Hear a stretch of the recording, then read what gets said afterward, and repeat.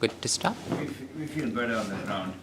I feel better on the ground, huh? Yeah, We're all equal. More connected. we're all at the same level.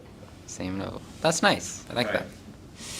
So, before I start, it is customary that before we discuss transcendental knowledge, we actually say a short prayer.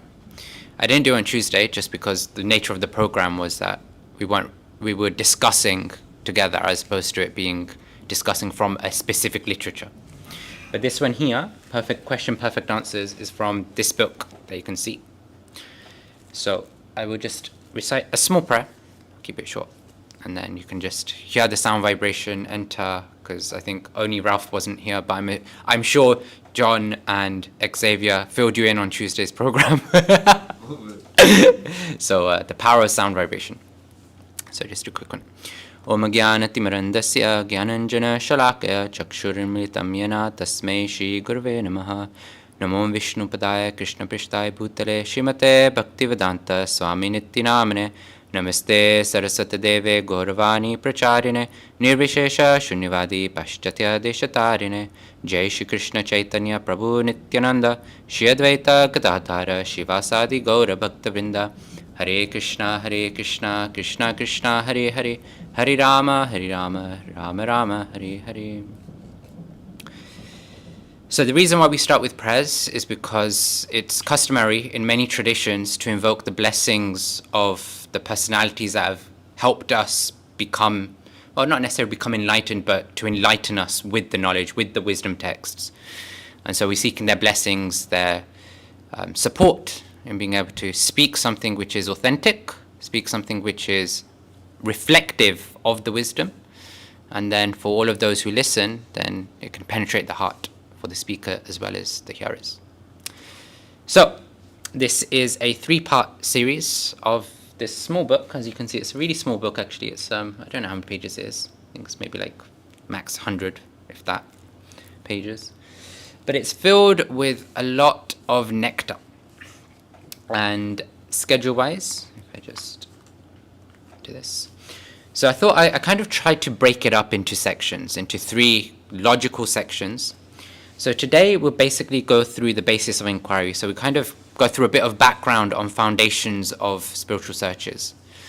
So I think most of you are probably already familiar, like Anuj, I know we were speaking, then John, on Tuesday we were speaking about trying to find things, and Xavier, just hearing you on the dinner table on Tuesday, it sounds like you've had a lot of experience with searching for your own sense of being and identity, right? Always a student. When Right. I start calling myself a scholar, that means I'm learning. Yeah, no, that's true. Once we start thinking that we're somebody, that's when we realize we're actually a nobody. So it's nice. So that's the first one. And then, logically speaking, in the book, the first part in the book that gets discussed is this idea of God. Who is God? Then second section, which will be tomorrow, spiritual living, and this idea of what does a spiritual practitioner's worldview really look like? So we kind of had an experience, a taste of it on Tuesday with this idea of higher consciousness. But we'll see a bit more detail of different facets of life.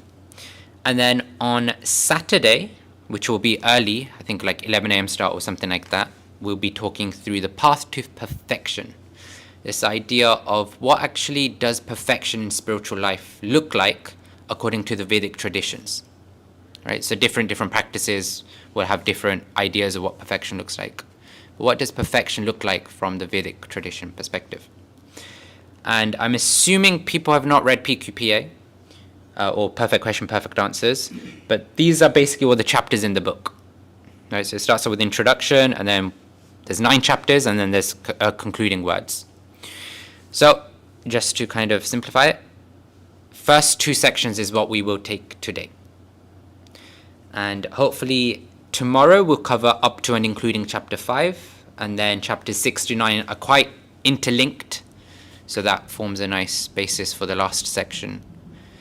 And like Tuesday, if you have questions or thoughts or anything like that, please do just speak up. Maybe at the end of each section, it will be easier to manage. Yeah. So, question for everyone. What determines the quality of your life?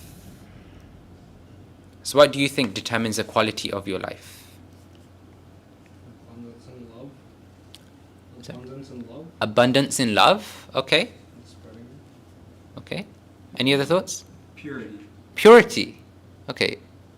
Happiness. Happiness. So these things affect anything, Ralph, you'd like to share? No? Okay. So it's a common understanding that the quality of our life is determined by the quality of our questions, actually. We're searching for happiness, but do we question where that happiness can be found? We're searching for abundance of love, but we've all experienced relationships in this world where we think they're loving relationships, but then something happens. And then we question whether it was love or something else. But we find that in life we have so many questions, right? You could put so many questions on a spinning wheel. What are these? What's your favorite TV show? That's a question. What would you do if you were stranded? What's your favorite color? What books do you like? Your favorite memories? So many questions we can ask people in life. But something I brought up on Tuesday, the quality of our questions, the quality of our discussions determines the quality of our life. Small minds discuss people. Average minds discuss events. And big minds discuss ideas. And when you look at these discussions, when you look at these questions that people may ask and speak to each other on, there's always an element of trying to seek out a truth. And that truth could be of a superficial nature, like, okay, Xavier, how are you doing? What do you like in your life? Where do you come from, etc. These are all quite superficial, right? I'm getting to know you, but on a very surface level. I'm just getting to know Xavier, the person who's existed so far, or who's existing right now. But then I can take it deeper and have discussions on an experiential level. Like, what have you experienced in your life, Ralph, that really touched your heart? Now I'm going a bit deeper in understanding Ralph as a person. But then there's discussions based on wisdom. This idea of, okay, I want to connect with John, but I want to go deeper, not just in understanding who John is, but what do we actually stand for in life? Where are we actually going? What's our trajectory in life? And what experiences, what life events, what have we read, what have we discussed, what have you been through that is now shaping where you want to go in life? Xavier. All sacrifice is holy works, but wisdom is the most holy of sacrifices. Yeah. Bhagavad Gita, picked it up today. Couldn't put it down. Beautiful. Oh, wow. Which one? Bhagavad Gita? Yes. The penguin. Yes. Oh, the penguin is. Oh, so, okay, Yeah. nice. Do you need to turn that on, by the way? Do you need to turn that one on? Oh, you know, to For the mic, take yeah. the- Nice, yeah. So I was speaking to John because he brought that in with his hand like open, and it was like he's reading through the translations. It's nice. It all starts with asking one of them to hold it for me. Yeah, just flip open a page and see what it translates into what I'm currently doing or how. Oh wow, otherwise- that's impressive. I think you have to keep it pressed down. Otherwise it's fine. Okay, there we go. Maybe just keep it in the middle. I think. Will it pick up? Speaking, you can just Yeah. hold that. Yeah, it's just for the recording. So, but yeah, you're right. Like wisdom determines. Wisdom is the greatest sacrifice. It's the one that we really want to focus on. And it's said that spiritual life actually doesn't start until we have questions of a higher nature. For example, you might see a scene like this on the news, on the TV, or may have experienced it. I know Xavier, you would have. But why do bad things happen to good people? Something like that. Or why is there warfare in the world? Questioning what's happening. Or maybe you're at somebody's funeral and you're thinking, well, is that it? Is that the end for the person? Is that the end for the relationship? Or maybe something more pleasurable. You're looking at nature, maybe you've gone out and then you're seeing the beautiful mountains, the beautiful lake, natural reserves. And you're thinking like, wow, where did this come from? How did this come into being? we're used to seeing people creating like fancy models, and then something like this is like a whole mass scale beauty. Actually, I don't have this on, but how many people know Newton? Isaac Newton, right? So he had created a model of the universe in his basement once. I forget what it's called, I forget the official term, but back in the day you'd have a crank and you'd have the whole universe system, and when you turn the crank it would basically depict the motions of the thing. The cycles of. Yeah, the cycle of the planets. And what had happened was that he had finished creating it just early in the morning, and one of his scientist friends also came into the basement, and he was like looking, wow, such an amazing model. And so he started playing with the crank, and then he was asking, wow, I didn't know you were creating this. Did you make this, Newton? And Isaac Newton's like, he got annoyed. He was like, no, I didn't make it. I just turned up this morning, went down, and it was there. And the scientist friend's like, no way that's true. There's no way this model just landed in your basement out of nowhere. Like, how can such intelligent design come in the basement? And so Isaac Newton's then like, oh, so you can believe that this universe, which is the mass scale of this small model, landed by magic, but you can't believe that this model was just landed by magic.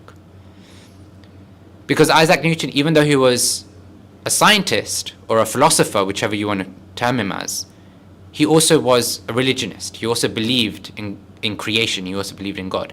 There's debate and argument or controversy around whether he believed in a personal aspect of God or not, but he believed in higher power, basically, is the point. He believed in creation, not just created. So we might have these sorts of questions. But something that all of us end up going through at some point in life, maybe you already have, maybe you're going through it now, or you will in the future, is confusion about your own existence. Questions like, who am I? Why am I here? Or what's my future like? And there's multiple things we can do when we have these questions. Some people might just suppress them, be like, okay, just get on with the day. I don't have time to think about these things. Some people might be thinking, okay, well, I need to find my purpose. I need to find what the heck I'm meant to be doing here. Who am I? Why am I here? Like, what am I meant to be doing in my life? Do I just work a 9 to 5 and then that's it? That's my life done? Like, that's what my life is, 9 to 5 work, 5 to 9, sleep, eat, be merry, back to work the next day. And usually there's two streams of thoughts that people go through. So one is they take no guidance, they take no help in how to get these questions answered. And what usually happens is that then the confusion, the insecurity starts increasing. It's like, okay, like I'm not getting help. I'm going to try and deal with it myself. But then all the cogs start spinning in the head and all the cogs start clashing. And then what happens is that you run into a crisis. Because now you're internally fighting yourself. Because you don't know what you're doing, you don't know where you're going. And now you feel stuck. And that sometimes, or oftentimes, leads people down to depression. Because they thought they knew what they were doing in life, but now they've hit a block and they don't know what to do next. Or we can take guidance. Right? That's another option. We can take help. And when we take the right help, we get clarity, we get purpose.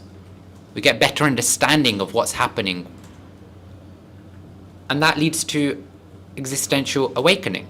Because now you're finding that, okay, this is where I'm meant to go in my life. This is what I'm meant to be doing. Yes, I might have my 9 to 5 job, but I know how to maximize my 24 hours in the day to take the trajectory that I want to take in life. And then that can lead to happiness, because now the core, the fundamental questions of life are being answered. But how do we know what is the right guidance? And the Vedic literature described there's 3 aspects that we should look for when we're looking for guidance. One which is called Sajatiya, somebody who knows us, somebody who is close to us, who's our friend. Somebody who loves us. Because if they love us, then we know they've got our best intent in mind. They're not trying to corral us into doing something for their benefit. And thirdly, they can actually help us. They're further along that path, that line, or that thought process in their own journey, but they're further along. They're more advanced, they're more stable. And so we can trust that, okay, they've done something right to get their questions answered. Maybe they can help me in answering my questions. And we see a lot of these questions bring about lots of decisions that we have to make. Should I listen to this guy? Should I listen to that guy? Should I read this book? Should I read that book? Should I follow this sort of practice and try it out, or should I do something else? And we have so many decisions to make. And the worst part of decisions is that there's no control Z. Because you can't undo a decision you've made. And so oftentimes we end up having 4 sorts of things that happen in decisions. Some people become indecisive. Like, okay, there's so many options, I don't know which one to take. Some people they start practicing indiscretion. They're like, okay, there's 5 options, it doesn't matter which one we take. Because at the end of the day, I don't know what the right answer is. So just pick one at random. But those who really want to grow in life, they do 2 things, or at least one of the next 2 things. First one is introspection. They actually go deep. They go, okay, there's these 5 options available to me. What does it actually mean for me? If I picked option 1, how does that affect me? How does that affect the people around me? How does that affect the trajectory that I want to take? They're looking at how that affects the present and the future for themselves and those around them. And the other thing is that they look for inspiration. Because you can make the most boring decision and it will just feel like a chore, even if it's the right thing to do, if you don't feel inspired in making that decision or following that decision through. You know, typical one, homework in school, at least for most of us. It's like, okay, you just have to get it done. You might not be inspired, but maybe you had a teacher that was so inspiring, it's like, you felt like, okay, I really want to connect with this teacher, so you do whatever the teacher asks you to do. Because you just feel inspired by them. The teacher tells you to sit outside for 10 minutes, you go sit outside for 10 minutes. Really bad example, but let's go with it anyway. The teacher's telling you, meet me in the teacher's office at 5 p.m. Even though school finishes at 3, you're waiting there outside because you're like, I'm inspired by this teacher, I want to connect with the teacher, I really want time with the teacher, with a mentor, whoever it is. Like when you were speaking, Xavier, on Tuesday night, you were there with your team, even though you didn't have to, you wanted to change roles or jobs, etc. But you stayed on because you saw that the team needed a leader. They needed inspiration from somebody experienced who can provide the inspiration. Yes. But what about decisions related to things that aren't of the material world? You know, if I'm talking about a career, I can find inspiration in my mentors, in my leaders, in my teachers. If I'm talking about relationships, I can speak to people who have relationships in the world, who are maybe counselors or relationship gurus, or the agony aunts. I don't know if US has an agony aunt situation, but okay.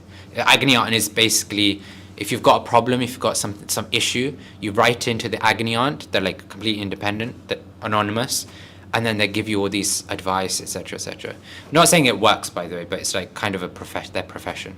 At least you get insight in other people's opinions and Right. how they would take it. Yeah. So where do we turn to if we want to find inspiration for things that aren't of this world? God. God. Not Google. God. Not Google. Not Google. No, not Google. They need to hear this. Everybody must hear that.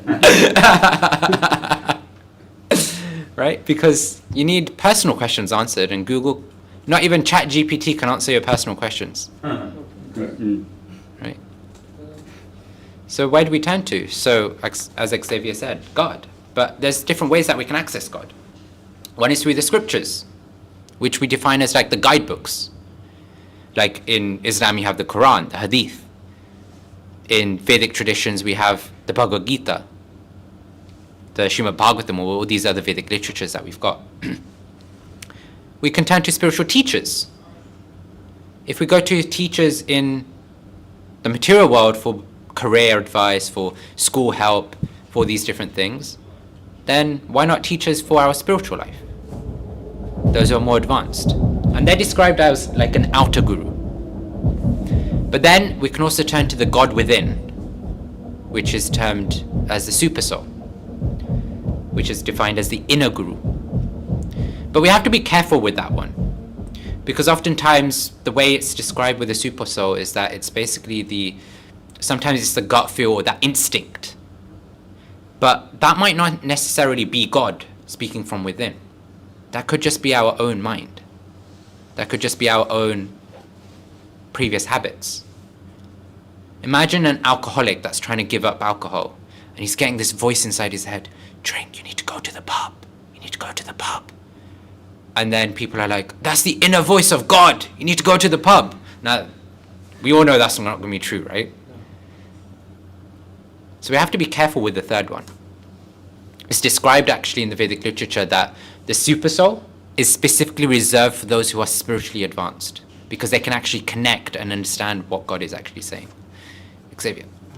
The way I have explained it is we are to align our moral compass with that of God. And how might we know how to do that? Because as we know that Brahma, how might we explain Brahma? The beauty can be seen in the flash of lightning, and the beauty can be seen in the wonder of a vision. That was in the Kiva Upanishad.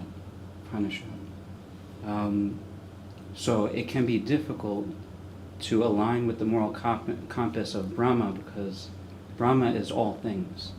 And as we know, any one single one of us is not. But how we might be able to better do that is considering the avatar. As we are now able to learn about God in all of his beautiful parts. I cannot say that I love the heart of rabbit, but I do not love rabbit. So I cannot say Hare Krishna without loving God, as Krishna is somewhat of the heart of God. Yeah, we talk about the name Krishna as well later on. But yeah, you're right. We have to learn the art of love in that as well. So, if in our mundane material life we turn to mentors, then we also have to turn to mentors in our spiritual life. Because at the end of the day, they're more advanced. They've walked the path. Like Xavier, I can see you've read many, many literatures. And you're walking the path. And by reading the literatures, you may also be reading the commentaries of the spiritual teachers of the past. Like, I think the Penguin book is just translations. But if you had the Bhagavad Gita as it is, the one that I was showing on Tuesday. Forward by the translator, but I believe much is intact. I made sure to pick up Nice. as is online from what I was able to read. That's nice. They didn't have it in store, unfortunately. But yeah, I don't know if you've got some. Do you have a yeah? Yeah, So if you wanted the Bhagavad Gita as it is, Much the one, and I talk more about why that version, then you see that it's got commentaries from the spiritual teachers of the past, all succinctly put in and summarized. Because then that helps us understand the heart of God. At the end of the day, like we just met on Tuesday. I know Sarabi Kunj from quite a lot longer. If I wrote a book on anything, on any topic, and I handed it to John, one copy to John, one copy to Sarabi Kunj, you're both reading the same text. You're both reading the same words. You both recognize that the author is me. But who's going to understand it better? Who's going to understand what I'm trying to portray in the book better? Right? The person who knows me the most.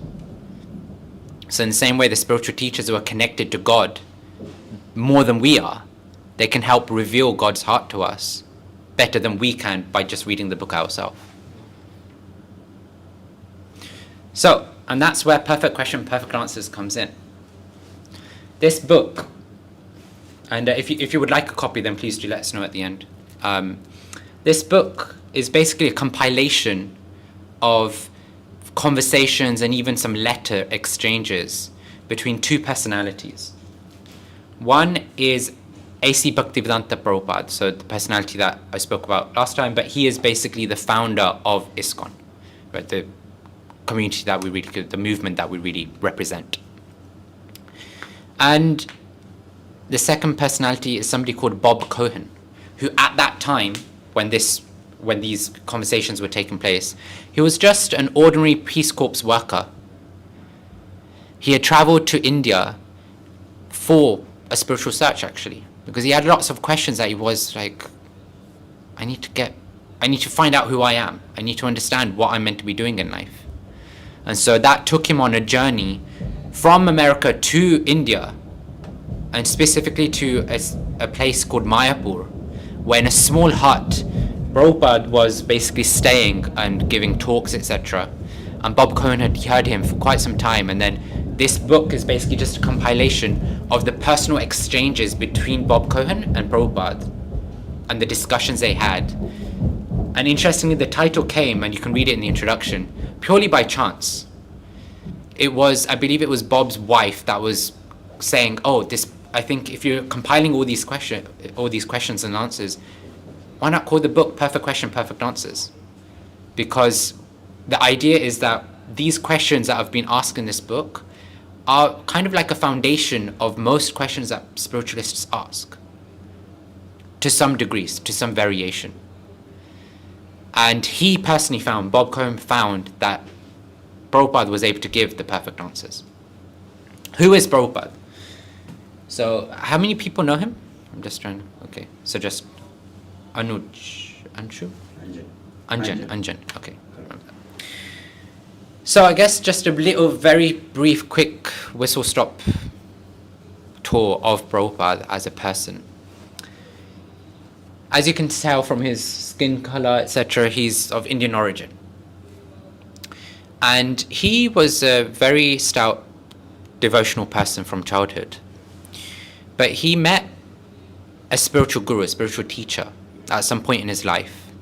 And he found that he had such great purity that Abhay Charan, as his AC stands for Abhay Charan, as Abhay Charan saw this purity, he was like, okay, this is the person that I want to give my life to. This is the person I want to dedicate my life to.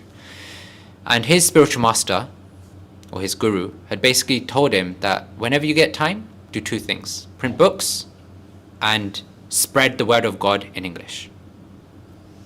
And in order to fulfill that mission of spreading the word of God in English, at the age of 69, as we were talking about, he traveled to the West. Not just to Europe, but he came first to US. Not to anywhere in US, but to New York. And he started his mission not anywhere in New York, but in the Boweries. Boweries in the 1960s. For those who don't know the place in the 1960s, full of, what would you say, acid heads, full of hippies, people who are just like all day, every day, intoxicated, having illicit activities on the street, all these things, right? All these terrible, terrible things that you might think like, there's no way a spiritual movement can start there. It started there. Because that's what he set out to do. He set out to say that love of God is available for everyone, no matter where you're from, no matter what your background is. As in Christianity, you have the saying, hate the sin, not the sinner. He recognized that all these people are inherently able to love God, but for whatever reason, they're engaged in activities that isn't conducive to them loving God. But if they develop the taste of loving God, then all these habits will go away. And we find that, fast forward, many of the leaders of this movement are those very people who once used to be hippies. Srila Prabhupada would say he turned the hippies into happies. So, yeah. So that's Prabhupada. And what did he really do, right? Did he just come to New York and that's it? He wrote many, many books that you can see here. If I had my tablet, I'd write. So this one here, Bhagavad Gita as it is, the one that I've kind of mentioned, and I'll show a snippet of it on screen as well. It has 700 verses. So I don't know what the penguin is like. I think it's just passages, right? You've just got passages. So within the passage, you probably have 1 or 2, maybe 3 verses in each passage. But there's 700 verses in that. Then there's Srimad Bhagavatam, which is 18,000 verses. And then Chaitanya Charitamrita is about 11,000 verses. So he didn't just write these down. What he did was he did something which was profound at the time. Like now you have many people copying that format of what he's done. But what he did was profound because with those 3 specific literatures, he gave us a format like this. The first one here, like you can see, is the original Sanskrit text. So all of the literature that Srila Prabhupada gave us is not his version of it. He gave us from the ancient texts. He got the original texts, because it would be written down many times. So he found the original text and he gave us the Devanagari, it's called, right? So the original text in Sanskrit. Then the second thing he did was he transliterated it into Romanized characters so that people like you and me can read it. I can't read the Devanagari text, but I can read the Romanized text. So like this one says, Sanjayo vacha evam tvarishi kesham gudakesha parantapa nayotsya iti govindam uktva tushnim papuvaha. So there's accents and so on, but they have a specific dialect to say them in. Then this next one is something profound again. He gave us synonyms or word-to-word translation of each of the words so that we can understand what the language is actually saying. When we translate from English to French or English to Arabic or Arabic to English, you can't just go word to word because then it just sounds gibberish. So here he's given us the word to word meaning so that we can construct the actual understanding of the verse ourselves. So we can then say, actually, yes, the way he's translated it is authentic. Because if you miss out the word to word and you go from the Romanized to the translation, unless you know Sanskrit, you're not going to be able to understand what is actually being said. It's like saying, somebody speaks to me in French and I don't know the French language. Well, if he says that what he's told me means this in English, I just have to accept him for it. For all I know, he's basically calling me a stupid fool and idiot. And he's saying, oh, I'm calling you very beautiful, very handsome, and all these things. Depends on the vibration. The word. There would be a lot of literature to have written. Right? So then he's given us a translation so we can read actually the Sanskrit in terms of understanding English. And then this purport is again another profound thing that Prabhupada did. Purport is basically the commentary. And it's not just his commentary. He would read, if I just go back, you can see here, he's reading a book. And in other pictures you'll see he'll have many stacks of books around him. Because he's reading the commentaries from like 10 to 20 different spiritual teachers from the past. He's reading through their translations, their commentaries, and then giving it to us in a succinct way. He's bringing all of that wisdom, all that knowledge into one purport for us. And how do we know this is authentic? Because there's a phenomena of something called disciplic succession. This idea that if we want to test whether something is true, then the word of God has to come from the original word of God. If I say I'm telling you something which is the word of God, but it's actually just something I've made up, or Xavier's told me, Xavier, I keep going back to Xavier. I like Xavier. Okay. It's good. Cool. Or Xavier's told me, and I'm saying, yeah, this is the word of God. Well, where did Xavier get it from? Did he get it from somewhere which comes from God? So here you see that in the Vedic tradition we have Krishna, who is God, and I'll talk more about Krishna and how his thing is God, at the top, and he imparts the wisdom to different personalities.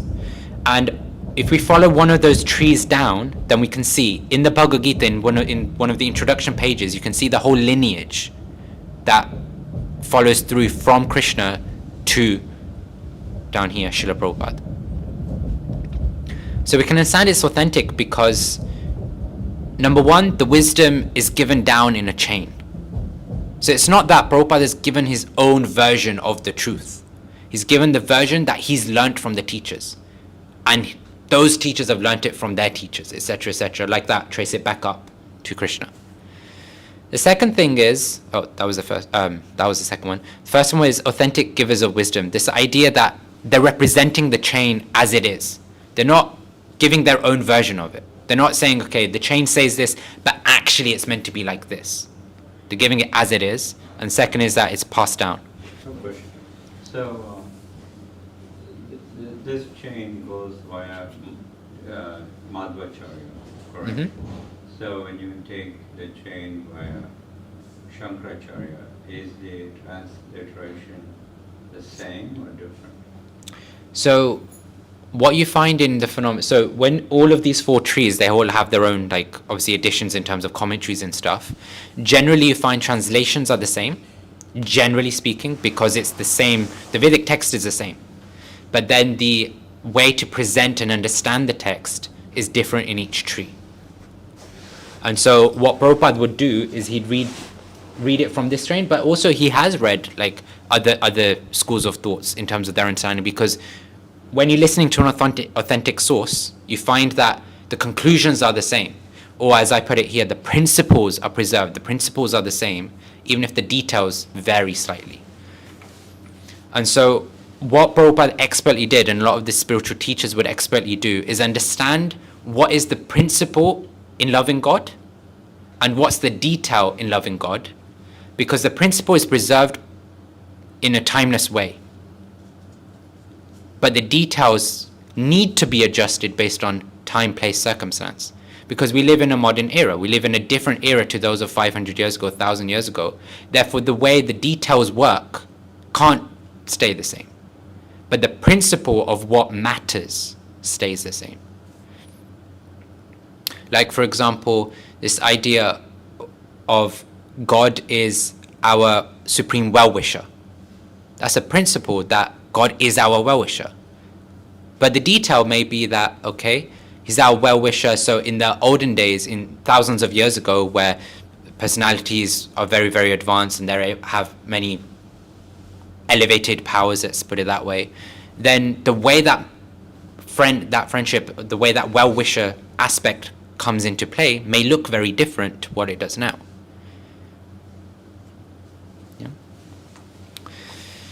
And when we look into spiritual inquiry, broadly speaking, especially for theistic philosophies, there's three general concepts that people often inquire about. One is God, or Bhagavan. Second is bhakti, or the spiritual practice itself, or the process. And the third is the bhakta, or the spiritual aspirant. So I often say that when you're looking at spiritual life from a theistic point of view, there's me, there's God, and there's the relationship between us. So there's me, who's the spiritual aspirant, there's God, and then there's the practice or the relationship between us. And when we have questions in a spiritual atmosphere, we find that our questions orient around one or two or all three of these aspects, because that's the way we grow in our spiritual life. There's no use me asking, oh, what was on Netflix tonight, if I'm trying to grow in my spiritual life and trying to develop my relationship with God. I'll be asking something in relationship to my practice, to me and my situation, that can help me connect to God. And so the very first topic that's discussed in PQPA is Krishna, the all-attractive, this idea of God. In the other chapters of this book, mostly the practice and the devotee or the practitioner is basically discussed. But in the first chapter, it's purely about who is God and why is Krishna the all-attractive. And when we think of God, we might have different questions, right? So first one is there even such a thing as God? Anybody have that question? Yeah? Okay. Then there is what is God? Right? Like, what sort of thing is he? Is it even a he? Is it a she? Is it an it? Is it light? Is it light? So is God an energy or a person? How can I know God? Maybe you've understood, okay, yes, God exists. From the first questions, you've got those answered. But how can I know God? Do I just believe what somebody's saying on the street? Like, yes, I am God. That sometimes doesn't work well. I think most are the type. Yeah, all the time. All It the never time. works well. Please follow us. Okay, I guess. You want me to follow? I'll follow. And how can I relate to God? Because if God is our well-wishing best friend, if God is our protector, our carer, our father, then how can I develop my relationship with God?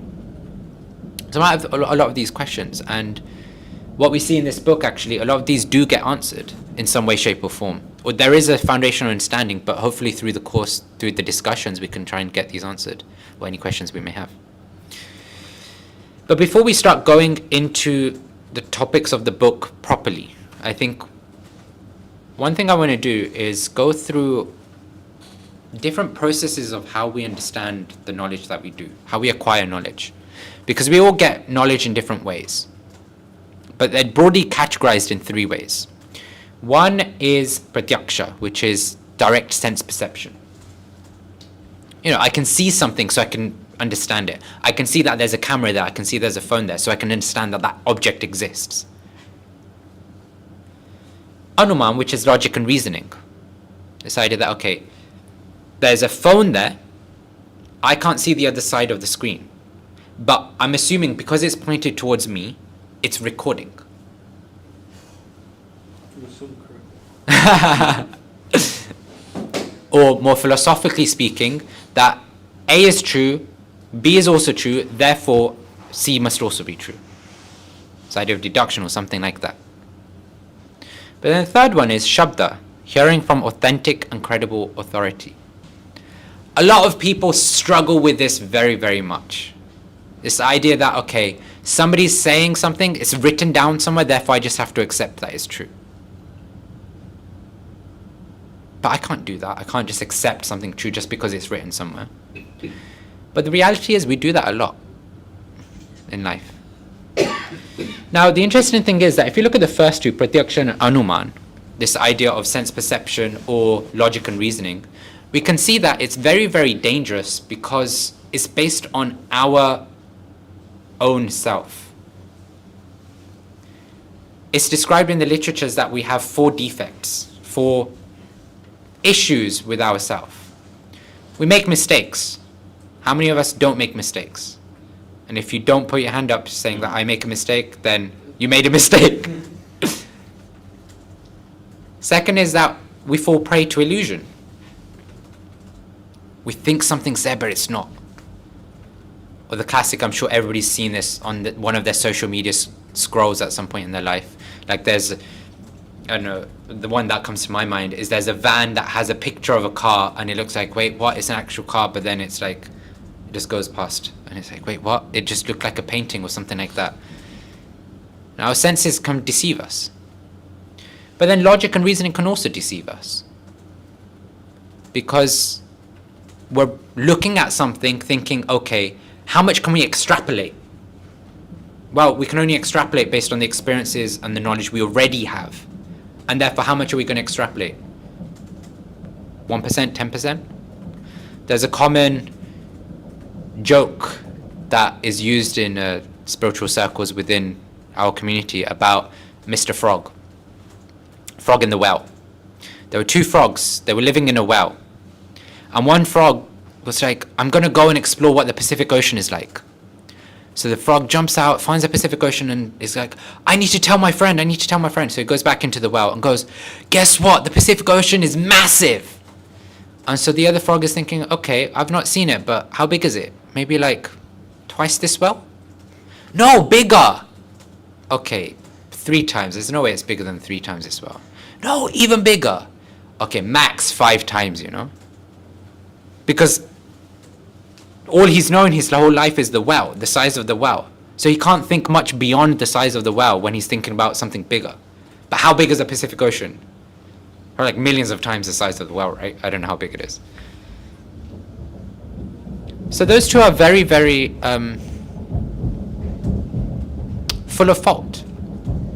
As classic examples. Flat Earth theory. I look over across the land, I look over across the sea, it goes land, sea, and then psh. So the Earth must be flat. I don't know if there's an internal joke on that, but Probably save it for okay. another time. Okay. Another time. We would Right. like It's a long story. Okay.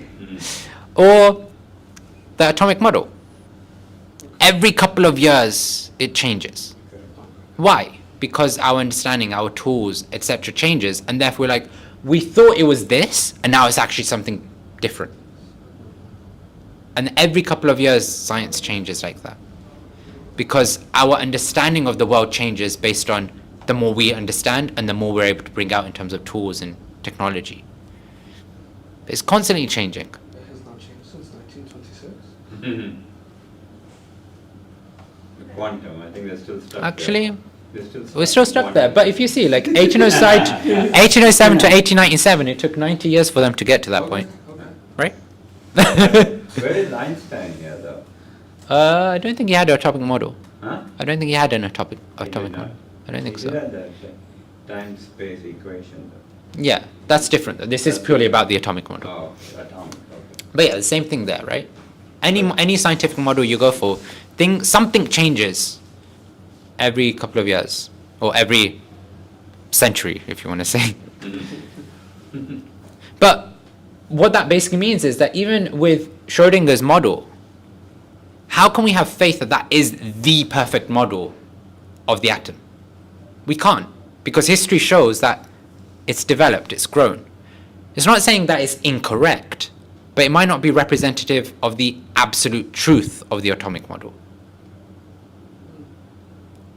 But then when we look at Shabda, this idea of looking at authoritative sources, when it comes to spirituality, we question it very much.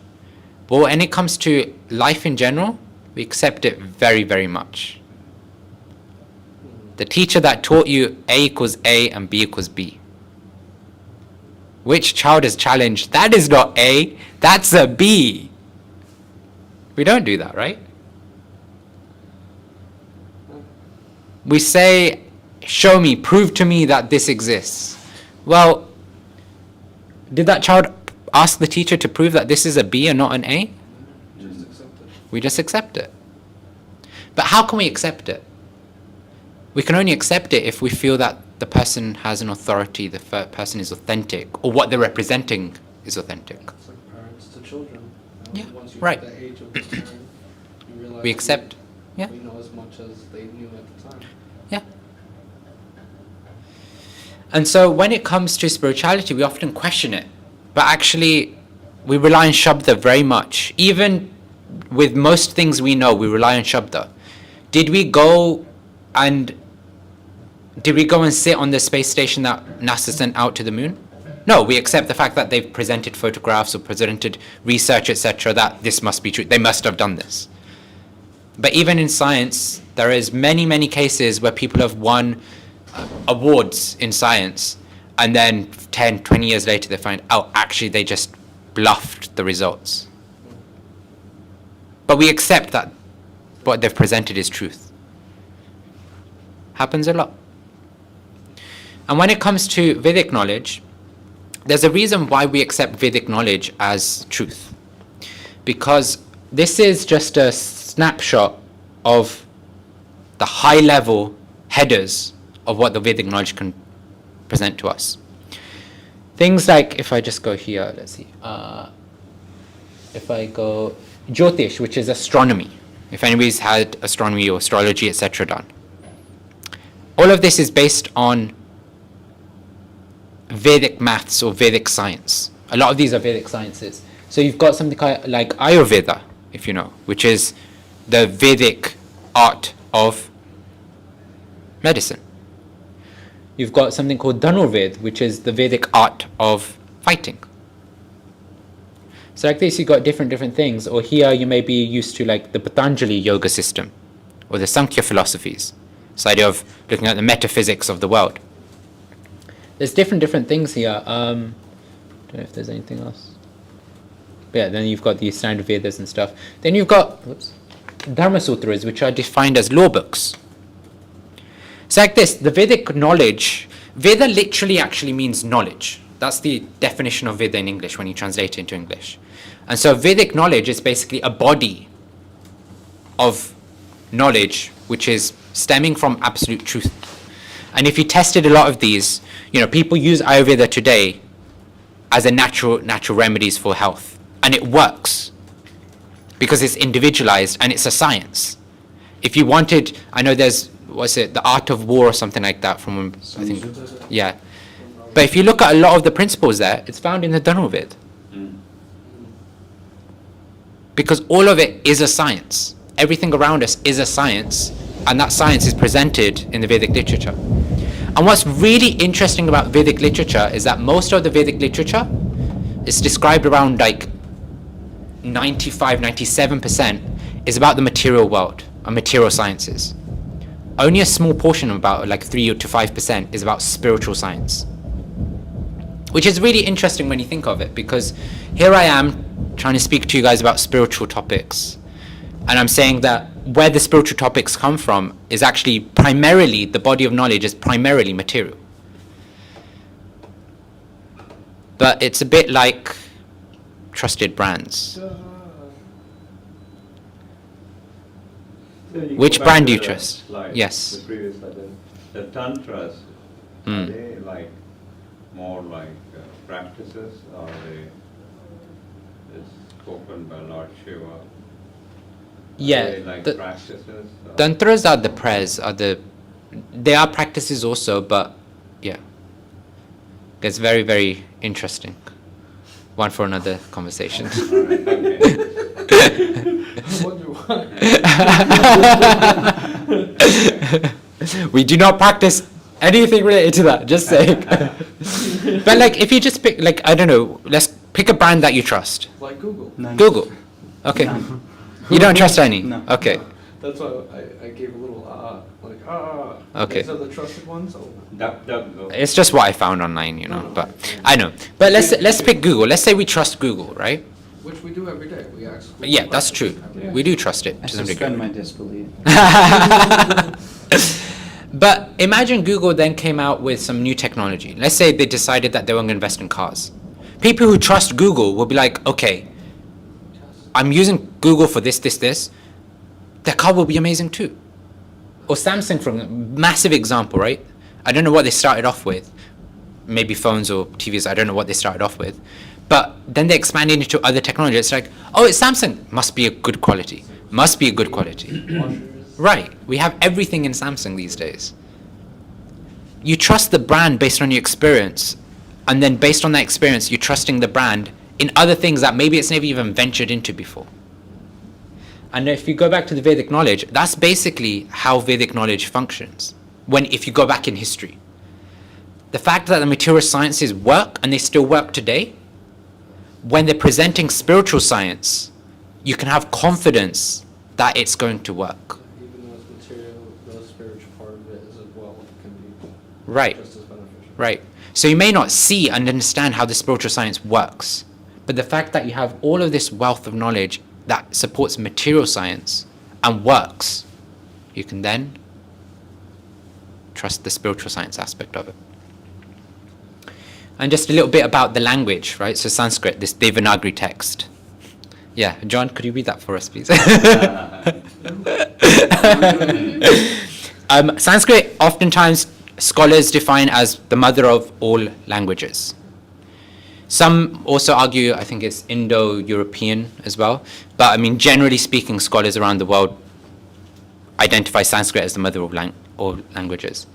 And then the literature format is called Devanagari. And Devanagari literally means Deva Nagari. It's the language or the words of the demigods, of the Devas. So with that, it's basically saying that it's coming from a higher plane in terms of the language itself. And every word has a meaning in Sanskrit. Just think about that for a second, right? Every word has a meaning in Sanskrit. So I don't know what John means, but John would have a meaning behind it. But when you look at any Sanskrit text, every word will have a meaning and it represents that meaning as well. Let me ask Google. Go for it. And because of the fact that every word has a meaning, every name that's given is according to the qualities of the personality. So you were named John by your parents. Yes. How did they come up with that name? By JR from Dallas. Because my biological father loved the show JR. And do you represent that personality? Absolutely not, but I do represent the personality of what is John. And Right. I was actually supposed to be named James. Cowboy. I can be cowboy, but I choose not to be. Okay. But so it can be done in the ways of was I named by my father or by my mother, and if I take the essence of what my name would have been, which is James, I stick by John because it's what I was naturally given, Right. so, and that's all I hear. So Fair enough. vibrations. So interestingly, if you were given a Sanskrit name based on the science, then your name would represent who you are as a person. Your personality, your characteristics, your traits. Would I have been a different personality if I would have been named James? Instead of John? True, It's- maybe. It's a question. And when we look at these, we look at the fact that every word has a meaning and that every name is representing the personality as well. It's not just a name for the personality, but the personality is embodying the name as well. Then we find that God, or the Sanskrit term Bhagavan, which represents God, also has the same thing. And there's a great Muni, a great Parashara Muni. He's a great saint from many thousands of years ago. And he analyzed the term Bhagavan to understand what does it actually mean? What does it actually represent? And therefore, what does God actually represent? It's described that there are 6 opulences that make one Bhagavan. First one is Aishwarya, or wealth. This idea that they possess all wealth. Second is vitality. They possess all health. Fame, beauty, knowledge, detachment. Somebody who's termed Bhagavan will have all of these aspects, will be full in all of these 6 opulences. And what you see here is that most people around the world are searching for growth or development in at least one of these aspects. They make it one of their aims or one of what they stand for in life to grow in these areas. Like, for example, if you look at celebrities, why did they become a celebrity? Some will be because they want the name. Some will be because they want the beauty. Some will be because they want the wealth. When we look at our own lives, what are we striving for? There'll be an aspect of one or more of these 6 aspects too. And so somebody who is termed Bhagavan or God must be full in all these 6 aspects. Who in the world can we say is full of wealth? Even the richest man doesn't have all the wealth in the world. Who in the world can you say has all the beauty? Even the most, I don't know, Miss Universe doesn't have all the beauty. So God is somebody who has all these 6 aspects. And based on that, we see that there are different names given to God around the world, right? Like Yehovah in Christianity. And Yehovah literally means supreme being. Then you've got Allah, which is God Almighty. And you see these are all representative of the opulences that exist. And then in the Vedic literature, in the Vaishnava philosophy, you have Krishna, which means all attractive.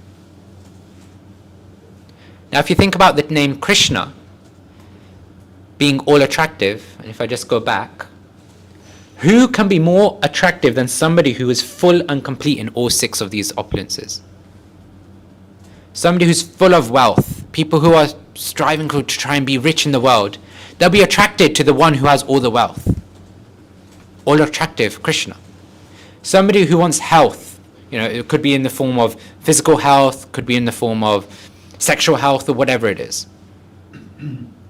They'd be attracted to somebody who has all that health. Knowledge. So many people just trying to amass lots and lots of knowledge, read lots and lots of books. And they look at other people and think like, yes, I know more than this person, I know more. Oh, this person knows more, I need to read more, I need to do more. But who can be more attractive than somebody who has all of the knowledge? And the term Krishna encompasses this idea that Krishna means all attractive. And therefore, when we talk about Krishna, we are referring to Krishna, who is God, Bhagavan, because he is complete in all of these opulences. And if you were to look at any of the literature, you see this is one of the standard pictures in our spiritual culture. This person here is Krishna, a blue boy.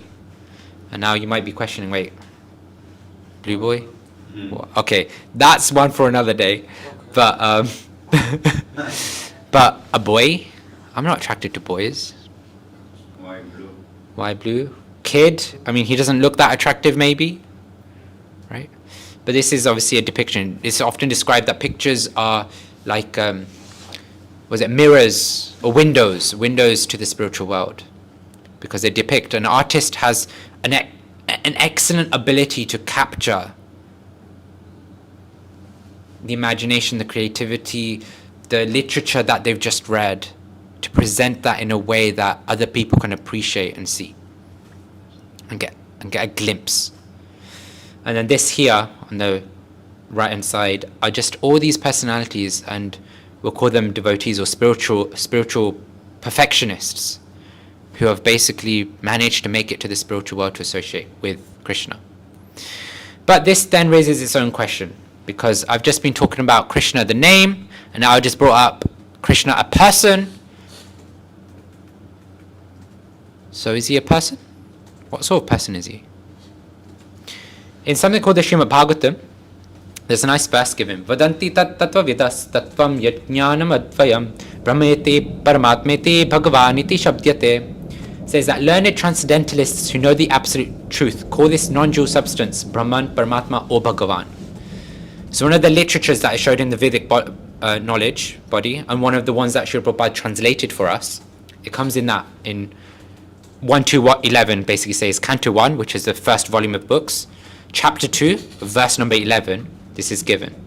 And it's basically saying that God has three aspects to his existence. One is Brahman, second is Paramatma, and the third is Bhagavan. So what are these three aspects? So the first one, Brahman, is the impersonal energy. It's basically this idea that it's an energy, that God is an energy. You know, there's some philosophies that say once we die, we merge into the energy, we all become one. That exists in the philosophy, but one aspect of God. The second aspect is Paramatma, the God in the heart. You know, we're talking about the super soul, the one that guides from within. That's the second aspect. He's a localized version. He's with each and every one of us. It's described that we all are a soul, which I've mentioned on Tuesday. And next to the soul in the heart is also the super soul, which is the Paramatma aspect of God within each and every one of us. And he's personally looking out for the actions and the intentions and everything that's going on in our individual lives, because he's personal now. But then even more personal than that is Bhagavan, God the person. A person who isn't just sitting inside the heart, but a person that we can actually relate to, that we can actually, if we're advanced enough, associate with, speak to, connect with. How can we understand this? We give an analogy of a train, a steam train. How can all three of these be true?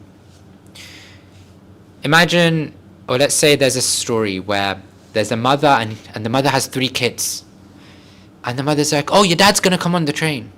And the kids like, the 3 children are like, what's a train? I've never seen a train before. I want to know what a train is. And so mom's like, okay, come to the train station, I'll show you what a train is. So they all run behind the mom, holding her hand, or etc., and go to the train station, and now they're just waiting. They're just waiting for the train. So now the train's going to come around the corner. right? It's got a bend, you know, it's typical. I don't know actually if you have that in the US, at least in the UK. Okay, cool. Trains do go around bends.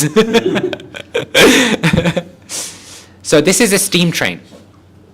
And all three children are just staring at the train track, waiting. Mum is saying, like, the train will come from that direction. Okay, the train is coming. The first thing that they see is sound, smoke, and light, because they're just behind the trees, behind the bushes. And then the children are, oh, that's the train. So one of the children goes, I know what a train is, I know what a train is, goes and rushes to Mum and goes, I know what a train is. A train is sound, smoke, and light. Was the child incorrect? No. It's part of it. It's part of, right? But the other two boys stayed looking, staring. There must be more. So then the train is now coming around the corner. Now you can see the train. Sees the carriages, the compartments. I know what a train is, I know what a train is. It's sound, smoke, light, but also it's got carriages and compartments. Is that incorrect? No. That's a more complete version. But then the third child waits until the train comes, docks up at the station, and then he sees that, oh, there's people coming in and out of the train. He goes inside the train, he sees that there's seating, there's tables, and so now he sees that the train is sound, smoke, light. It is carriages and compartments, but it's also a carrier for people. They're going from one place to another. So who's correct in their understanding? All of them. But we see that progressively, the second child and then eventually the third child has a more complete understanding of the train. And so in the same way, when you look at Vedic philosophy as a whole, Vedic literature as a whole, like you've read Upanishads, probably other ones as well, you'll see that there's different aspects of God described, that, oh, God is the energy, God is just the super soul in the heart, God is a person. Well, when you consolidate, when you understand these, then what you see is that all three aspects are true, but it's described that this aspect is perfect, this is more perfect, and this is most perfect. They're all perfectly true, but to different degrees of perfection. Seems like the patience of one and understanding that we hear the full message instead of running with whatever they hear currently. Yeah. Okay. So, is God a person? Yes, God is a person. Is God an energy? Yes, God is an energy. But the more complete understanding is God is a person, because the person God encompasses the energy of God and the localized aspect of God. The question I have is, when say non-dual, right? So when you have a person God, wouldn't it become duality? How would it become duality? The non-dual essentially means that our soul and the outer energy, what we call God, is one, basically. That's non-dual, what I understand. But if you are actually projecting God as a person that you pray to, that becomes non-dual. That becomes dual, duality. So repeat the last part. If you... No, I'm saying is like, what we believe is that non-dual theory where God resides inside you and God is, the same God is part of Brahman is outside. That's non-duality, which it says on your slide. But if you believe in God as a person, then you're going into this situation where there's another person actually there, which is nobody knows. It is you're delving into suppositions and imaginations, because right. You're imagining a person, a human form, and a duality which no one can prove, right? So that's my point. Okay. Okay, point taken. So let's go with that basis. I'll skip the Sanskrit. Oops. And go to the next part, because I'm not ignoring the question, but this will help. This will lead into it. In the Bhagavad Gita, in the 7th chapter, it's mentioned, earth, water, fire, air, ether, mind, intelligence, and false ego. Altogether, these 8 constitute my separated material energies. Besides these, O mighty armed Arjuna, there is another superior energy of mine which comprises the living entities who are exploiting the resources of this material inferior nature. So when we talk about non-dual, there is this understanding that we're talking about is all encapsulated into one. It's non-different from each other. But if we understand non-dual in the sense that the energy of God and God are one, then it's still non-dual. Because let's say I'm a businessman and I have a business. If I talk about my business, is that really different to speaking about me as a businessman? In one sense it is, because the business is separate from me, but I am a businessman and that is my business. So it's actually still a part of me that I'm describing. The heart and the person. So I cannot say that I love Rabbit's heart, but I do not love Rabbit. It wouldn't make any sense. So again, for me to say I love Krishna, I love God, and Krishna is such the part of God, and such a beautiful part, raising vibrations and teaching us about that, teaching us how to lift the hearts of people as we move, and how to become that. And with that lesson, we learn the extension of God through recognizing God as it is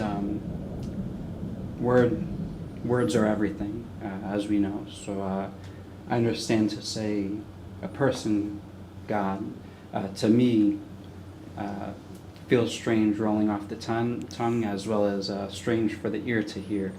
But I understand the principle. It would be a tough sell at a dawa table.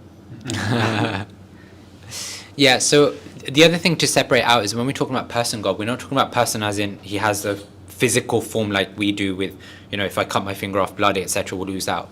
When we talk about person God, he does have a form. And that's a conversation for another day if we want, because there's something called the Isha Upanishad. I don't know have you read the Isha Upanishad? Okay. But it talks about mind-boggling things about how God is present but isn't present, how he's on the phone but he isn't on the phone, how he's walking but he's not walking, all these different facets. I'm Yes.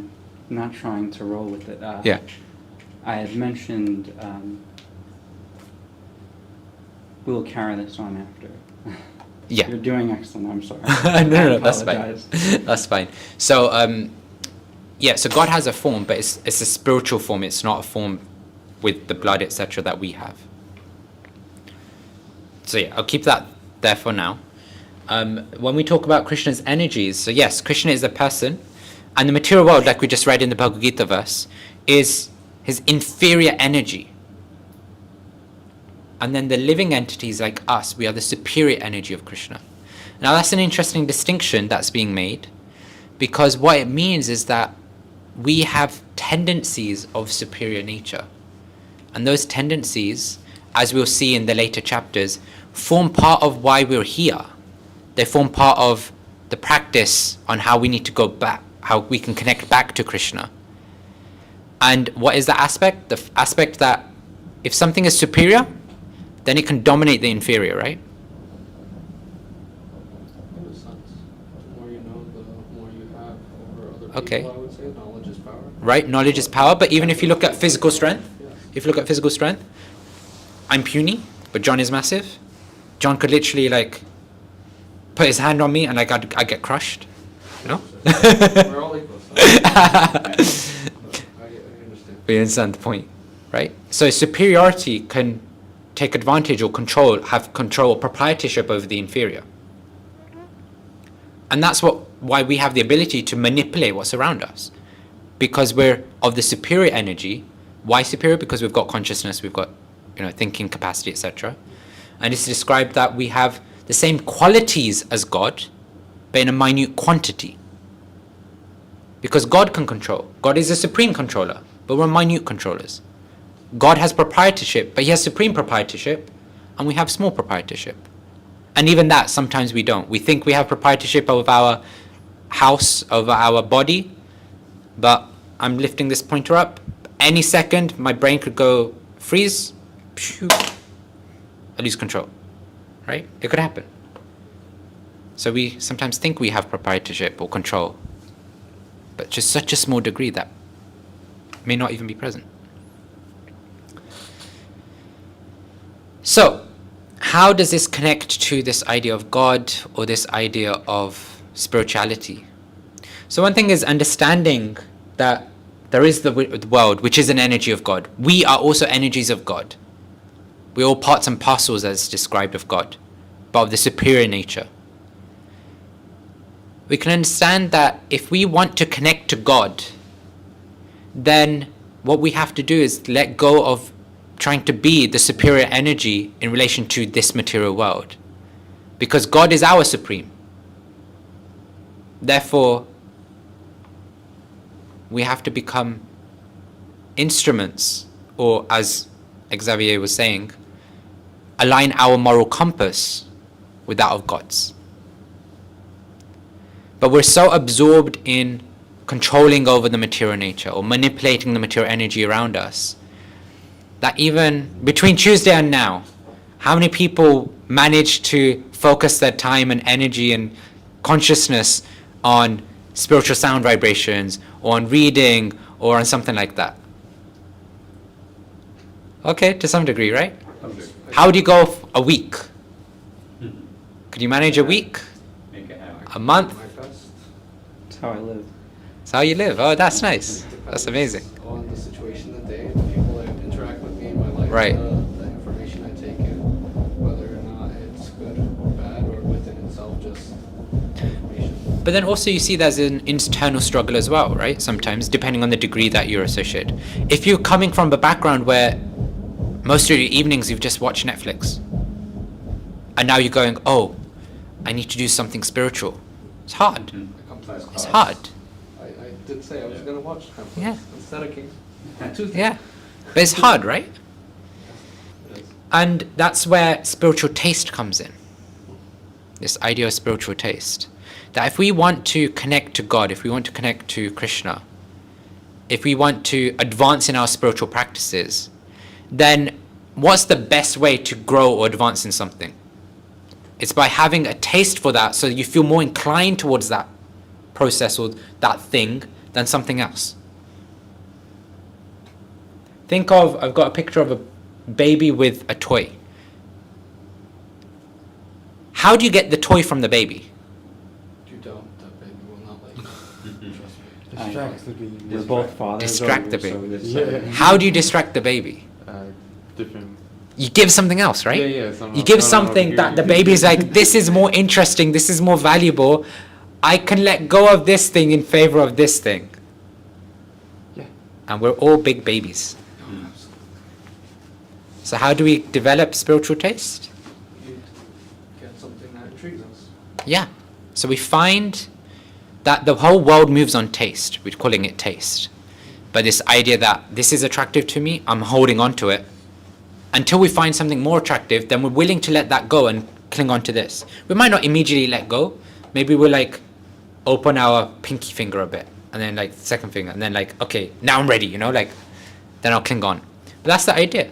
If we want to get attracted to something of a higher nature, of a spiritual nature, we have to lose the taste for the lower natures by two things. One is we recognize it for what it is, which we will talk about tomorrow. Or the other thing is be attracted to the thing you want to cling on to. So as you said, find something that attracts you in that place. Could be the kirtan, could be the prasadam, the food, could be the spiritual talks, could be the reading. That muffin was really good. I still remember. If you have some more, I would love to. Because of the muffins, but I'll stay for the spiritual way. The pumpkin one. Absolutely. That Was was it amazing. pumpkin? Pumpkin Oh, was goodness, I didn't even know. I just like That's it. Sorry, but please. No. It's true though, right? Like people come for different reasons. Some people may come because they like the talk. Some people come because they like the kirtans. Some people come because they just want to hang around with people who are spiritual. We all have something that attracts us, which is why you guys are here. Need mention association. Association. So you like the association, A, yeah, A, B, C, D. right? So you like connecting with people. And so what we see is that if we want to grow in spiritual life, we need to find a way to lose the taste in the material stuff, which isn't helpful in our spiritual life. And we talk more about that tomorrow. but then also get attracted to stuff that is of higher nature, whether it's kirtan, food, the prasadam, the talk, or whatever it is. And one thing that we have to always remember, though, is that actually everyone is attracted to Krishna in some way. Like I spoke earlier about how the 6 opulences of Bhagwan, of God, and people are attracted. Now you might be thinking, well, what about those who aren't practice spiritual life? How are they attracted to God? Well, actually they are. Because if I go back, remember, even the material energy, material world, is God's energy. So they're attracted to God's energy, which is still an attraction to God, albeit indirectly. But if we want to be spiritualists, if we want to grow in our spiritual life, we want to go from being attracted to the indirect route to the direct route, because that's where we find the relationship. I'm going to use John and Xavier as classic examples here. You have a personal relationship, which is why you connect so nicely. But imagine your relationship was no longer personal and any of your interactions had to go through me. How connected would you feel to Xavier or to John? I would feel more connected to you. You'd feel more connected to me. So in the same way, if my whole life I'm attracted to Krishna's external energy, the lovely mobile phone, I'm scrolling social media. Don't lie about it, it's not lovely,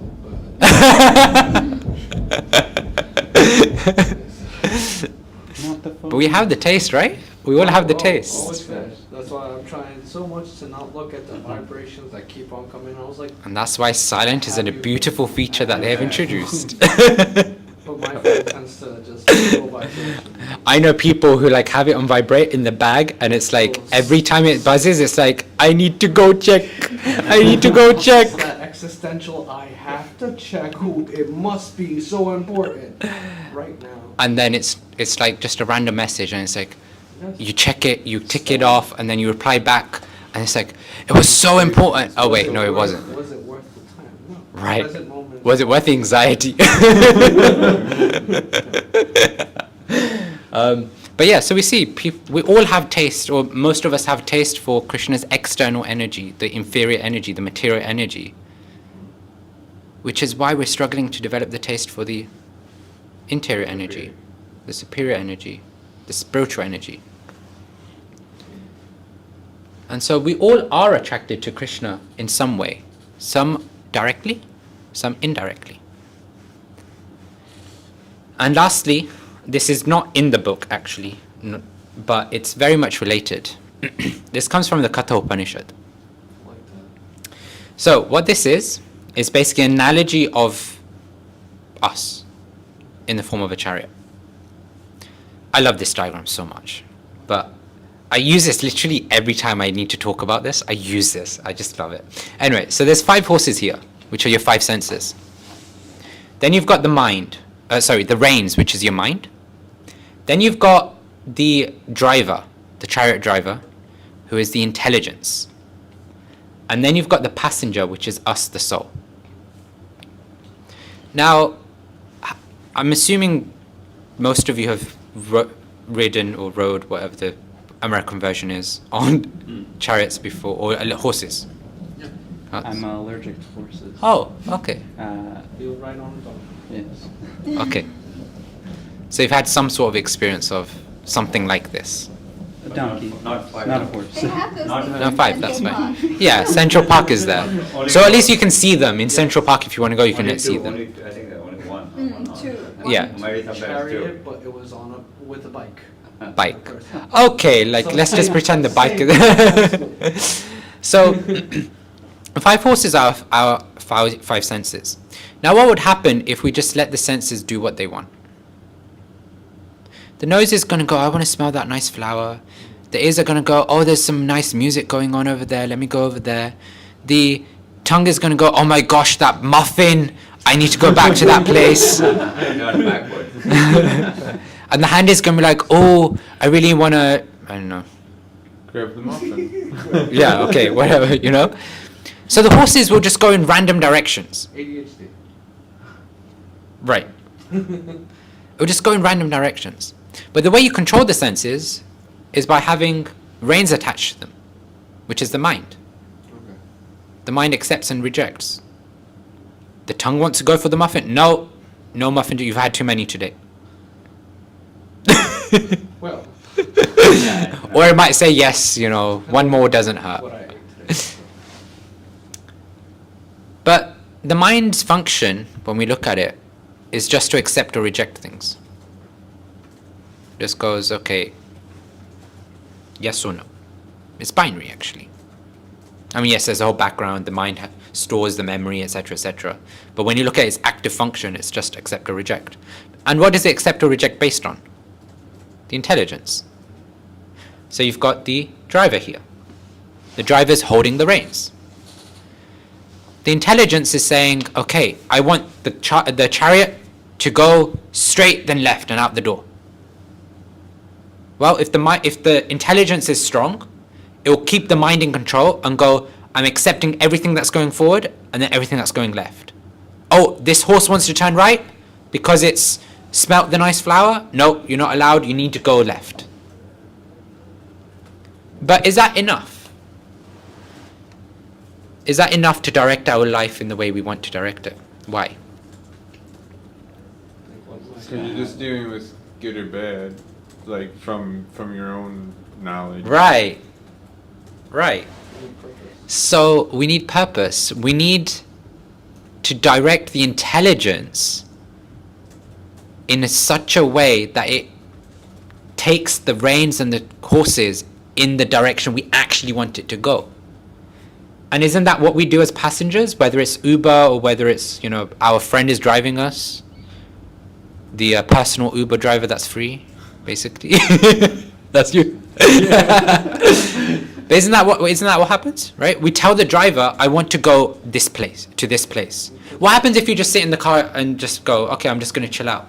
Well, the driver either isn't going to move, or he's going to be like, okay, there's this loony guy in the back. I'm just going to take him around the block and then just come back to the same place. It doesn't matter. You're about to explain stagnant soul? Not quite. Okay. Would you like to elaborate? Well, I seem to be made aware on a day-to-day in communication with people as far as God goes that it's almost as though most are completely unaware of their soul at all. And of their, what do you refer to, mind-body? The gross and subtle. So it is also called in Hebrew nefesh, which is spirit, and in Arabic it is called ruh.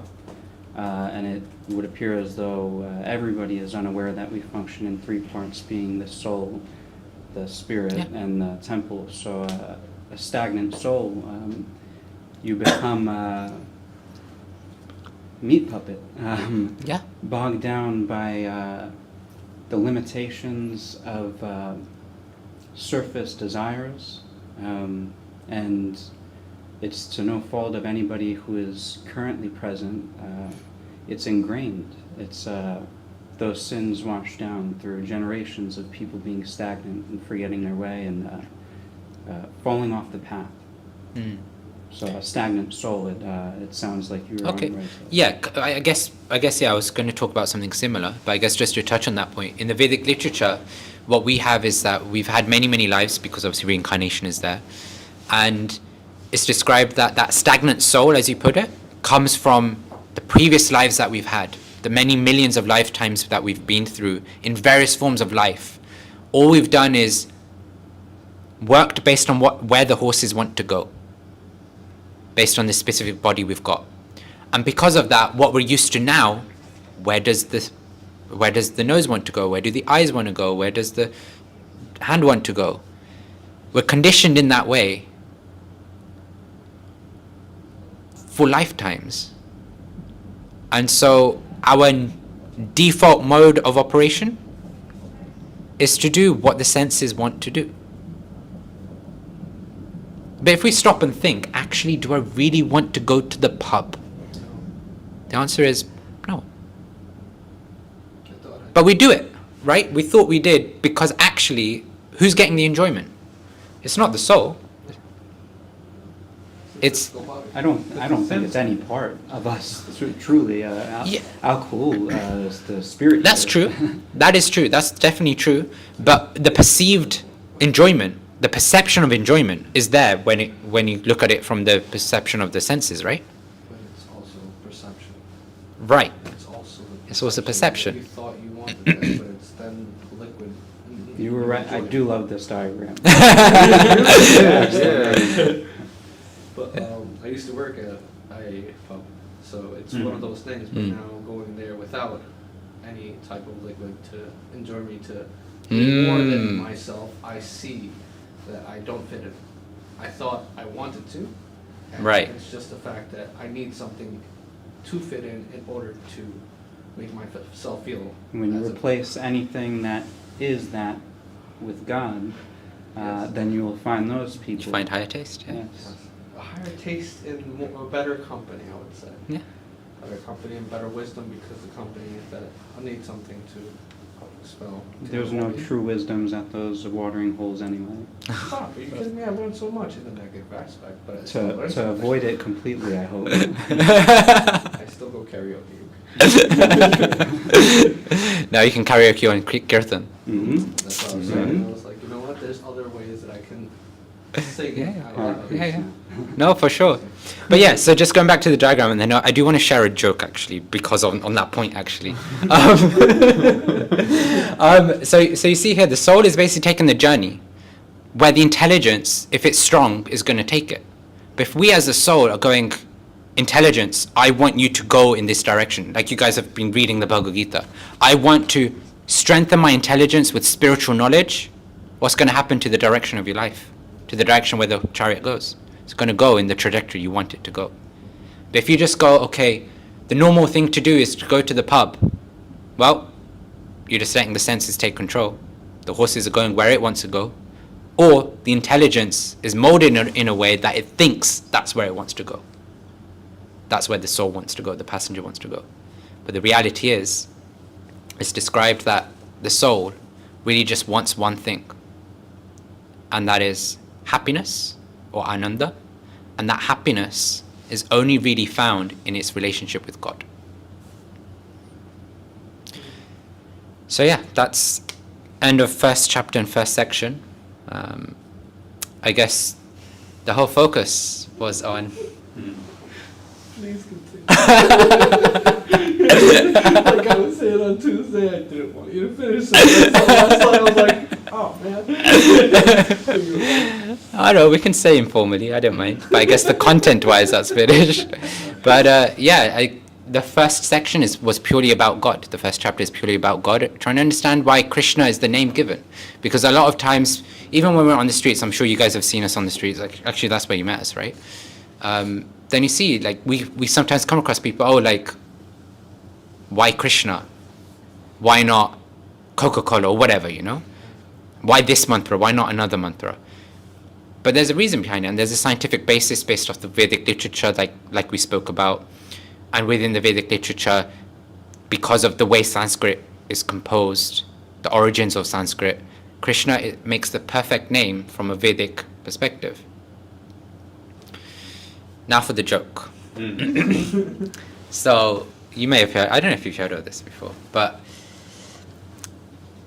once there was a circus that was just traveling around, going to places, it's typical circuses that you have that go around. And they had a massive queue of people waiting to go in. But it wasn't a circus that was open for everyone. It's basically like only one person is allowed in at a time. And the experience is 5 minutes max. So everybody's queuing up, like, I've heard about this circus, it's amazing, it's amazing, it's amazing. We have to go. So everybody's queuing up to go. The first one goes in, and then he comes out, and he's like, oh my gosh, it was absolutely amazing. It was the best experience ever. You gotta go in. And then this guy is waiting like the third person in queue, right? He's like, oh my gosh, I just heard this first guy go in. When it opened, it's absolutely, okay, I can't wait. Second person goes in. And then he also comes out after 5 minutes. And he's like, it's the best thing ever. You're not gonna regret going in at all. So it's like, okay, I'm next, can't wait, like, hurry up, gods, like, let me in. So then, this guy goes in. And what happens when he's inside is that it's a dark room, and there's people that's like, oh, you're here for the circus? Bang, bang, bang, like, they just beat him up. And And then he's thinking like, hang on, but everybody had this amazing experience. I can't be the only one that says that the experience was terrible. So when he goes out, he tells the next person, it was an absolutely amazing experience. Run away! But he's not going to be the odd one out. Everybody else has been saying it's an amazing experience. Why is he going to say anything different? And isn't that our life? Everybody's saying the pub is amazing. Everybody's saying the club is amazing. Everybody's saying this is amazing. That is amazing. And everybody experiences the same thing. It's not as amazing as people may say it is. But that's our life. We often describe it as chewing the chewed. Or, you know, we have chewing, a lot of people eat chewing gum, right? But even when the taste is gone, they continue chewing. Because they're hoping that maybe one little bite, one little chew will give a little bit of drop of that juice or whatever it is. So they just keep chewing, half an hour, and it's like, the juice is already long gone, but you're still chewing it. Parents give the same thing to their children, that you gotta grow up, you gotta do this, you gotta become a businessman, you gotta do that, you know, so many things. Yeah. You gotta be successful in life, look at us, you know. And the moment you don't have it, it's the moment you think you failed, but it's everybody's moment of dealing with that as it comes to them. Oh man. So I hate to break it, but this is just like a circus, where everybody's going through the same punishment, but nobody's willing to say that this is a terrible experience. At least it's not physical beat up. Beat the. Well, hopefully for most of us. For most of us, I it's think not. if more can admit that to themselves, this place would be a lot fuller. Yeah. So yes. Inshallah. God willing, it Yes. will be. Yeah. And that's the idea of spreading spiritual knowledge. Because when we spread it, when more people are attracted, like, I don't know how spiritual, like, John or Ralph, okay, I'm going to call you Rabbit now, because that's, like, the name that sticks in my head. Go for it, They my are. brother. But I don't know, like, what your background is in terms of, like, spiritual search, you know? I But, grew up with one ideology. I mm, always felt there was something above with all togetherness. So it was just never mine. oh, so you came from that background, huh? Okay. Not so much. I grew up Catholic. Ah, So it's just the basic fundamentals of like a teacher showing a student. I thought that's what it was, but I also had more of just like, it's all about God. Why is everybody separated? So it was more of like, I know there's something out there, but until I read every single Bible, I really can't have an opinion of your religion as well as you can't have an opinion of mine until you figure it out or live it. So yeah. there No, was that's more true. of just Yeah, oftentimes I talk about this principle that if all of us developed our vertical relationship with God, really focused on strengthening that, then all of the horizontal relationships in this world become so much more easier to navigate and manage, because that vertical relationship then just flows through onto all those relationships. But sometimes when you see immature spiritualists or immature practitioners of certain religions, they think that all that matters is this vertical relationship, and then they neglect the horizontal relationships. They And either, I'm guilty of that myself. love the fruit and hate the tree, or they love the tree and hate the fruit. Yeah. Yeah. But we see that's very common with immature spiritualists. When you look at the top spiritual practitioners, you know, if you see like the spiritual gatherings and stuff, I don't know what they're called, but you see the top people in different spiritual practices, they come together. They're discussing and appreciating the wisdom available from different practices. They're not arguing, no, that's ludicrous, that's stupid, that's nonsense, that doesn't mean anything. This is the way.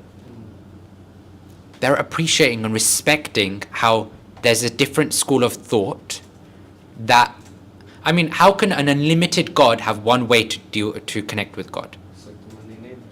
And they Right. don't mean the same, but I love Right. There might be a direct way, just as there will be clearly I love planes. There might be a direct flight from New York to London, but there's also indirect flights from New York to London. I could go, pit stops. Yeah, So pit we- stops if you want to go Formula One. Absolutely. Change my tires. Please. They're all run down. I need some more grip to this tire road of life. How do you answer the question people ask, right? Like, if there's a God, why do we have all these problems in life? Why bad things happen to good people? Right?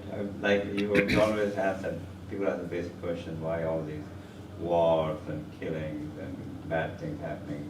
Like, there's no real explanation, right? There is. So I can bring this up next week. I wasn't planning to cover it, but I can bring it up because there is an element of karma discussed. But see, it depends on the philosophy, right? And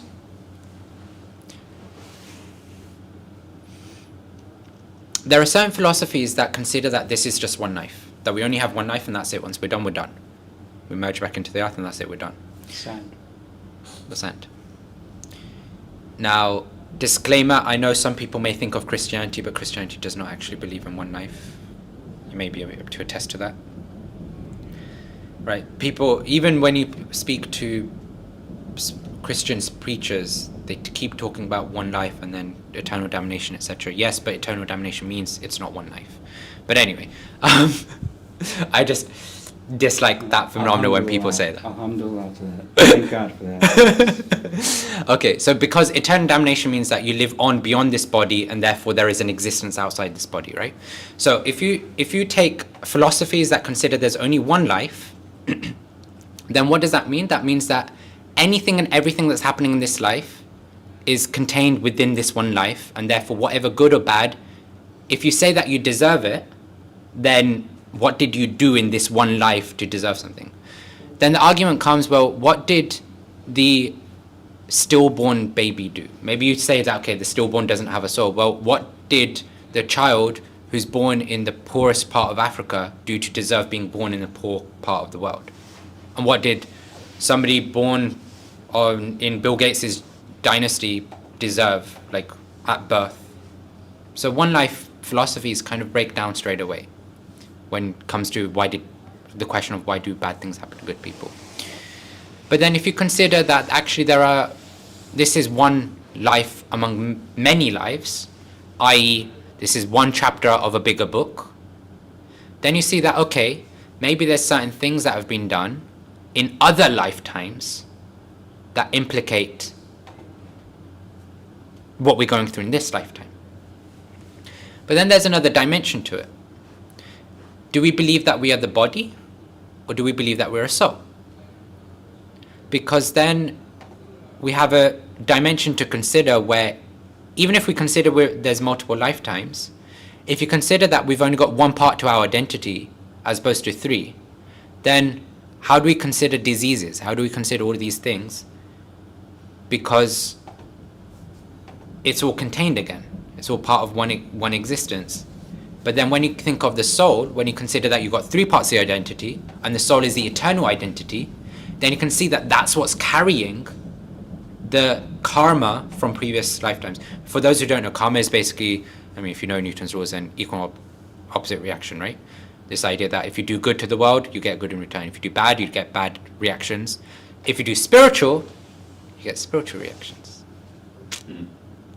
And again, later on we discuss, but this whole idea that if we have many lifetimes, then that means we have to come back again and again and again and again and again and again. Which means we have to go through the same suffering again. It means we have to go through the same flickering happiness again. It means we might have to go and work in the pub again. And so the literatures describe that there's an out. It's a cycle. Birth, death, rebirth. It's a cycle. But we have to break out of the cycle. And how do we break out? Stay tuned tomorrow. But I often describe our life is like a goat on a farm. What happens to goats on a farm? They're always so busy in chewing their grass, the patch of grass. Every now and then they'll look up and they'll see that goat over there has been taken to the slaughterhouse. Oh, it's not me, who cares? Then another goat. Oh, I didn't like him anyway. I'm glad he's gone. Then we look up and it's like, oh, my best friend. my mum, my dad, my son. Sad. But it's not me. I gotta live on. But then comes a time where we're the ones that get taken to the slaughterhouse. We look up next and we're inside the slaughterhouse. And so, if we're a goat, we don't really think. We just go on eating the patch of grass. But we're not goats. We have intelligence. We have the ability to think and be conscious. And so, if we were in a goat's body, our business would be, how the heck do I get out of this farm?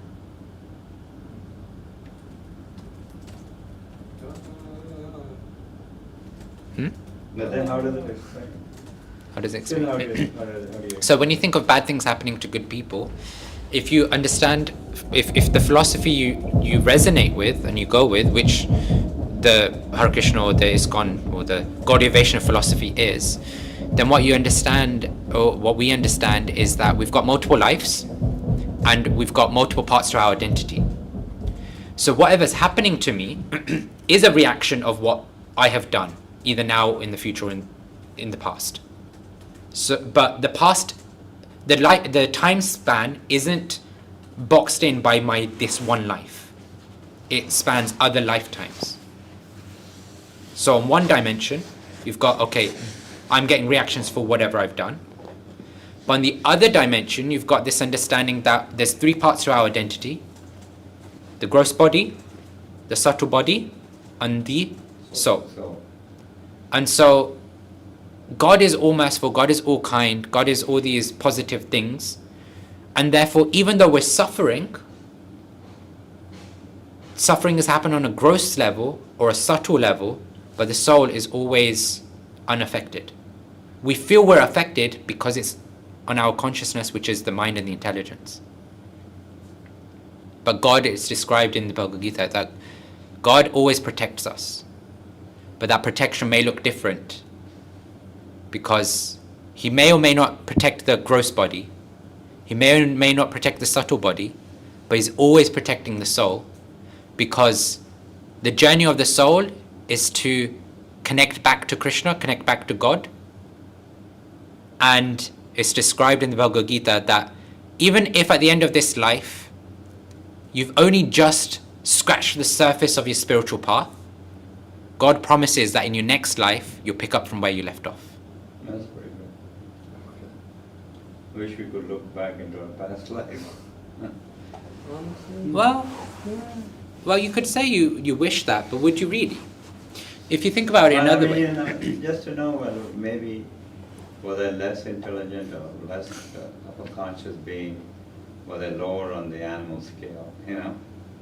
How would that help your journey? Well, I mean, that means I'm elevating with each birth, right? I feel that whatever I did in my past life elevated me to be a human. So if I continue to do better things in this life, maybe I'll get more spiritual in the next. So that's always going to be true. So whatever we do in this life is always going to add to our bank balance. I often describe karma as a bank balance, and a credit card and debit card. So you've got credit cards in terms of your pious and impious karma, which is worldly, right? So good deeds you do, get good reactions. Bad deeds you do, get bad reactions. But they're credit cards. Because ultimately, if you want to break free of the karmic cycle, you want those to be zero. But then you've got the debit card or the bank balance that you've got, which is your spiritual practices. The more you do, the better, right? The bigger the number in your bank account, the more happy you're going to feel. But the bigger the number in your credit card, you're going to like, oh my gosh, I've got so much debt. Right. And so ultimately we want it to be zero anyway. So it doesn't matter what our past is. It doesn't matter what we've been doing even in this life. What matters is how much are we investing in our spiritual growth, because that's what's going to increase the bank balance. Krishna is in charge of reducing the credit cards anyway. We'll have to get the reactions for whatever we've done. But Krishna also promises that if you're adding to your bank balance consistently, then he'll take charge of maybe going, okay, you know, John, you owe $10,000 on this credit card. I'll let you off with $5,000. provided we're investing in that bank with Krishna. Please let me know how I can lower that to 2,000. That is no Well, increase your bank balance from 5,000 to 10,000. Okay, and now I know why it's called credit karma. I understand. But the bank balance always increases. It can never decrease. That's the special thing of the spiritual bank balance. The credit card can go up and down based on the activities we do, but the spiritual bank balance, it can never decrease. You might Like stop if you investing in it. If you stop doing spiritual practices or chanting or any of the ABCDEs, right? Will your balance, It will just stay the same. it won't come down. It will not come down. It won't. Even if you do things which are very horrendous in your spiritual life, it never decreases. You might get a bank freeze. I'm assuming you get those in US. Your account might freeze, Uh-huh. so you might not be able to use it for some time. Right. But it will never decrease. And that's why this spiritual bank balance That's is like the something best which bank is- balance. There's something which is a concept, right? It's in the Puranas or the Srimad. The bank Bhagavatam. balance? No, Oh. not the bank balance. The concept of that the spiritual account does not decrease in spite of bad deeds or whatever. Is there something in the Bhagavatam or something? I don't know if Or it's... Upanishad? Sarah, but do you know?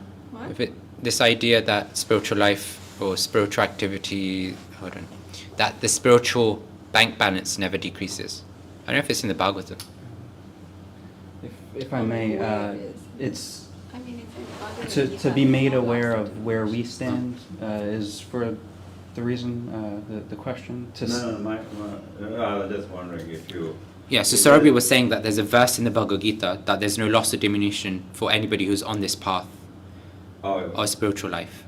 there's no- so- oh, is that right? There's a verse in Bhagavad Gita. Yeah, okay.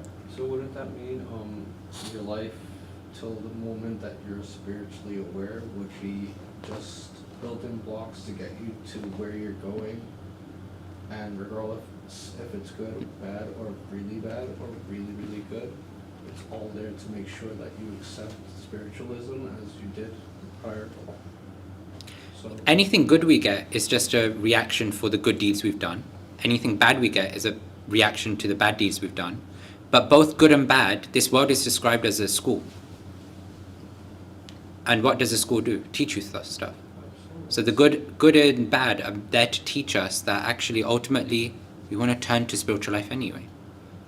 Because if we do something good and we get good reactions, well, we know that at some point we're going to have to experience the bad reactions. And even the good reactions, it's like, how much is it worth for us? What does it really give us? You feel happy for a bit, but then that pleasure goes away. That satisfaction goes away. it's like the man who goes to jail and finds God in jail because he has nothing to do but read books and happens to land upon the Bible Right. and or Quran and or There's spiritual. another X. Yes. It was another X, Malcolm X. Oh. Not- On Quran. But when it comes to that, like just the trials and tribulations of people and whether or not it's good or bad, I can understand that everything leads to a higher self-conscious or a closer spiritual. So, No, but I like that concept. I mean, that the spiritual balance doesn't really decrease. It can only freeze. The Huh? account can freeze, but it will never Right. diminish. I mean, even if you, let's say, you go through a phase of life where you forget God and you get busy in your material life, right? Mm. It's good to know that. It never, the It never goes, the right? verse in Bhagavad Gita says, in this endeavor there is no loss or diminution, and a little advancement on this path can protect one from the most dangerous type of fear. Which chapter is that? Chapter 2, verse 40. 40. Oh, good to know. Thank you. but you are here now. So I'm sorry? you are here now. No, but You that's the add it to your point. bank balance. How would I know, like 3 months or 6 months, changes in my life, life changes, right? Might deviate me from my path. I always worry, will my spiritual account go down and I'm back to base level, become a materialist or whatever? The mind Come may back. become confused, but the heart never forgets. So, as for the physical mind, that is attached to the physical body, whereas in how I've come to know it, the nefesh, the spirit, is attached to the heart. And they're actually just learning the science behind the heart. It has a memory, just like the brain. So the mind might become confused, but the heart never forgets. You'll know God in your day to day because you know God now. Right. And what you find is that even if you somehow go back to doing the old things that you used to do, you'll never be satisfied. You won't be satisfied. Yeah, Exactly. I went to the pub. Huh? I went to the pub and I just could only sit in the corner Mm. because all I wanted to do was visualize. But I also didn't feel accepted because I didn't know anybody. Mm. But normally I would drink and then expel hello and make myself known. But I was just like, let me not make myself known. Who are these people? Who is that person? Let me visualize first. And I didn't want to associate with anybody. And the karaoke never came. The reason you went never happened. Never Never happened. happened. And You left. there was You left The before drink the takes karaoke. away action with intent. Remember that one for tomorrow, absolutely. because I'm going to talk about something related to that. Okay. Remember your experience in the pub. Just because you have a beer that has no alcohol, doesn't mean it didn't have it. No. I was waiting for the feeling to come behind the disgusting taste of beer. It didn't come. So I didn't feel it. I don't know what I felt. Mm. That's the power of spirituality, actually. Once you develop the taste for spiritual life, all the other tastes Everything else go to the is- back. It's just like you start enjoying, like you're coming more and more the vegetarian food, right? And you really don't want to eat any I meat or never eggs thought- anymore, you I know? never thought Just sugar a thought about it, right? would be awful, but like fruits are amazing. It's amazing food. Like vegetables have a natural sweetness to them that I never Ah. figured until I lost all the taste of sugar. And then that's when everything else was sweet to me. So eating a salad, which I was just like, ew, I won't eat a salad. Now I'm just like, I need a salad. Like, get this fried stuff away from me. One good habit leads to the next. Yes. Was that from Tuesday that you experienced that? Oh, right or now from before? I'm cooking for thousands of people. So Oh, wow. when it comes to that, like I mostly cook for theater food. So it's fried, salads, grilled, and I have sustained from staying away from the fried, and that only left the salads and the meats. And I wound up just every day, and all I keep getting is, "I'm so proud of you for eating salad." And I'm like, "Thank you."